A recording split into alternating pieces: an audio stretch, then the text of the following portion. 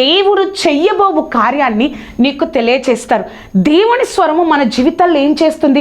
ఆయన స్వరాన్ని వినినప్పుడు, వాక్యం ద్వారా ప్రార్థనలో వాక్యం చదువుతున్నప్పుడు, వాక్యాన్ని వినినప్పుడు, సంఘంలో పాస్టర్ గారి ద్వారా వాక్యాన్ని విన్నప్పుడు, యూట్యూబ్లో వాక్యాన్ని వినినప్పుడు ఏం జరుగుతుంది? ఆయన స్వరము నీతో మాట్లాడినప్పుడు ఏం జరుగుతుంది?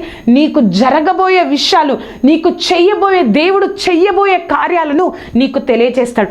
సమూయేలు చిన్న వయసులోనే దేవుడు స్వరాన్ని విన్నారు. ఏం చెప్పారు దేవుడు? మొదటి సమూయేలు 3వ అధ్యాయము 11-12 వచనాలు. అంతటా యెహోవా సమూయేలుతో ఇలాగూ సెలవిచ్చెను, ఇశ్రాయేలులో నేనొక కార్యము చేయబోచున్నాను, దానిని వినువారందరి చెవులు గిగ్గురుమనును. ఆ దినమున ఏలి యొక్క ఇంటి వారిని గురించి నేను చెప్పినదంతయు వారి మీదకి రప్పింతును, దాన్ని చేయ మొదలుపెట్టి దాన్ని ముగింతును. ఈ విషయాన్ని దేవుడు ఏలీకి కూడా చెప్పలా, సమూయేలుకి చెప్పాడు. స్వరము వినే ఆత్మీయ స్థితి సమూయేలు